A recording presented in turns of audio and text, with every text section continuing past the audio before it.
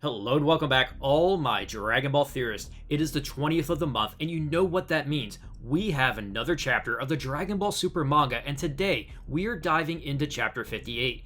We are finally getting into the part of this arc where the big battles are starting and a lot of reveals will start to come to fruition as we have been discussing in recent videos. Like, what is Moro's true agenda, and did our heroes attain enough new powers to defeat this villain? Now, for a quick recap to get us into the story, there were several encounters that take place in chapter 57 where we had the Z fighters spread out engaged in difficult battles against Moro's army. I do enjoy that this battle on Earth was set up as the Z fighters assemble, and it's an all-out war like in Avengers Endgame. I think it's great we had fighters like Yamcha and Chaozu getting wins and everyone fighting their own battles. I wish that some of these battles continued on and highlighted how they trained in the 2 months of preparation they had for Moro's arrival. However, it looks like some of these battles that we had will be quickly ended because finally, at the end of chapter 57, Goku was able to arrive just in time to save Krillin.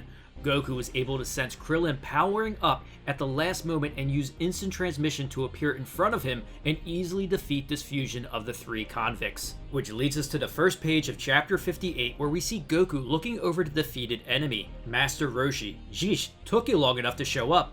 Krillin as well thankfully telling Goku how he has been missed as this situation on Earth is getting bad. At least Krillin was smart enough to give Goku something to lock onto to get here in time, but now he wonders, where is everyone? Fighting with escaped prisoners all over the globe, Krillin tells Goku, I think we are good here, you should go and check out the others.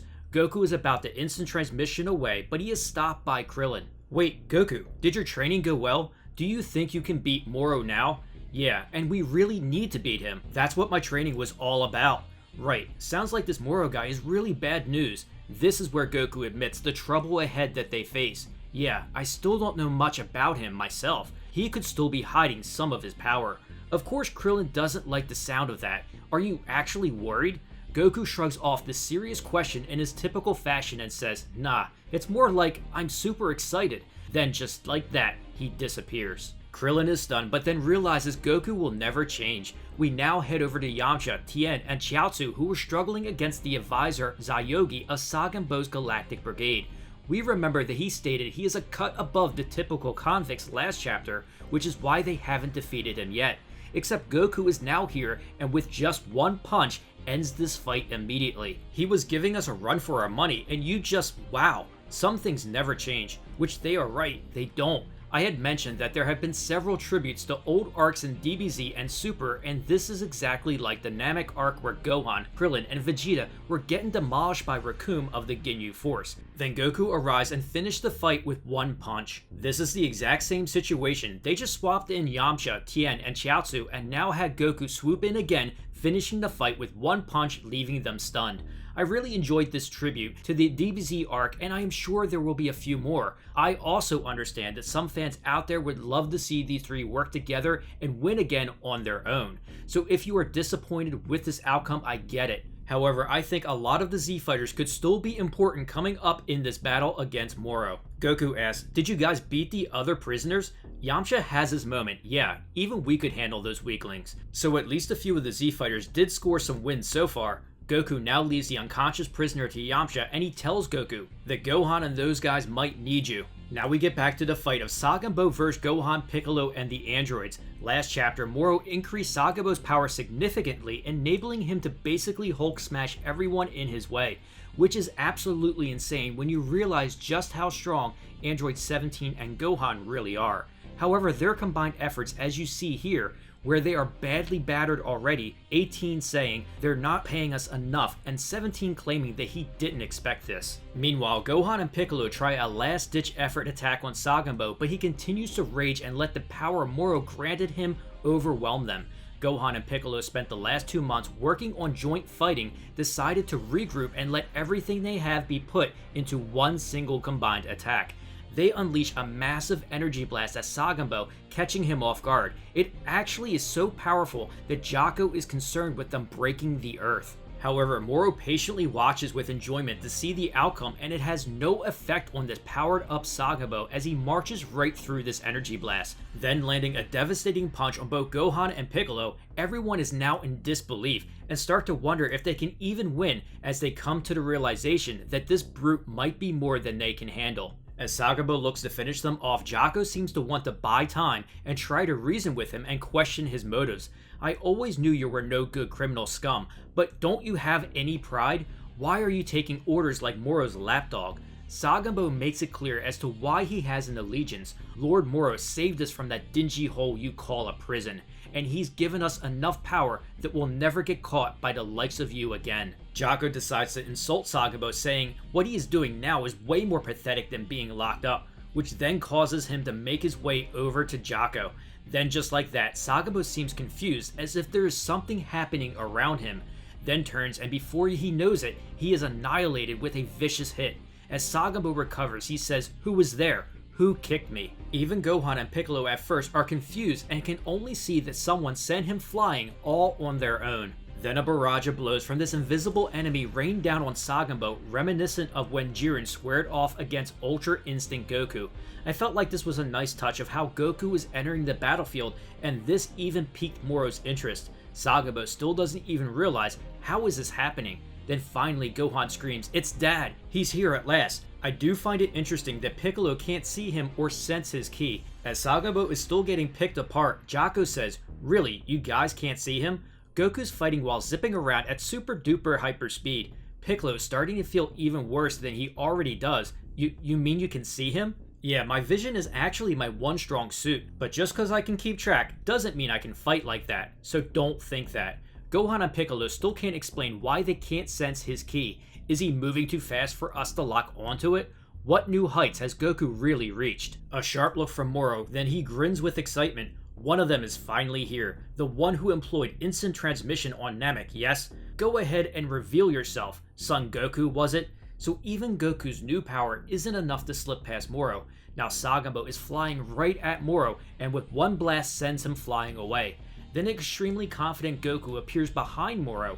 I was hoping to go right ahead and beat you too. Moro slowly turning and Goku adding, "I guess it won't be that simple." Moro isn't even fazed by what just happened and laughs. "You have grown far stronger." Yep, I'm not the same guy when we first met. Is that so? Glad to hear it. This conversation would be interrupted as Saganbo somehow stands back up. He pleads, "Lord Moro, I can still fight for you." I absolutely love this panel here as we see more of Moro's personality. You heard him. Well, would you prefer to fight me or him? Even Goku shows for a moment some concern at how Moro just literally has zero fear. Goku tries to reason with Saganbo so he can begin his fight with Moro. "Listen, your buddies all got recaptured, so just give up and go back to the galactic prison," which causes him to go into a fit of rage. Goku tells Moro to stick around, cause after him, you're next. As Moro grins with a "Sure, go ahead, I'm enjoying this entertainment" type of smile. Goku apologizes to Gohan. "Sorry you had to start fighting again." Gohan showing disappointment, "I'm the one who's sorry that we weren't enough to protect Earth on our own." I still enjoy that Goku gives his friends and son reassurance, telling them he can barely recognize them from their training. Piccolo does make a good point here. Not much point in training when we still can't defend the Earth. Which I get where he's coming from, and I do hope at some point they work on character development of Gohan and Piccolo increasing their power. When was it, I wonder? You got so far ahead of us. Since Piccolo forgot somehow, it was right here that Goku got so far ahead of you. I mean, you watched it like we all did at the tournament. Sorry, I had to do that. So Goku is now going to handle Saganbo while Moro wants to see the extent of his power. Goku goes Super Saiyan Blue and Moro says, "What's this blue hair?" Which is a little odd that he would say that. Technically, if I am not mistaken, Moro hasn't seen their blue hair as he kept absorbing their power before they ever transformed into it, although we also know that Moro can read the memories and thoughts of his victims as we've been covering on this channel. He has done it against the Grand Supreme Kai and saw the memories of Goku destroying his sealing technique. He also absorbed their powers and should know about this form. So we still don't know how exactly these powers of Moro work, but should be revealed soon. There are a few pages of Goku just demolishing Saganbo in this fight, and I love the artwork being shown by Toyotaro, who continues to become an even more incredible artist. Goku admires that Saganbo is sturdy, but being sturdy isn't enough to beat him. Piccolo and Gohan say that his training must have really paid off, as he is significantly stronger than the last time we saw him in his blue form, which makes sense since he was training with the Angel Maris in the time chamber for 6 months. Goku, ready for Moro, says, "It's over, he won't get up again." Ahem, what's over exactly? Look behind you. Goku is completely shocked. How is it even possible? Gohan saying, is he somehow even stronger than before? Jaco, with his eyes, realizes that maybe Moro gave him another power boost. Now Moro asks if he is still able to fight. Saganbo says, "Of course, my lord." Then Moro says, "Fine, I will grant you a bit more power." Goku realizes as he sees Saganbo foaming at the mouth with power. Moro, his body hit its limits. You gotta stop pumping him with energy. Goku tries to reason with Saganbo because he realizes his body won't last, but Saganbo is consumed with power and rage, continues to fight.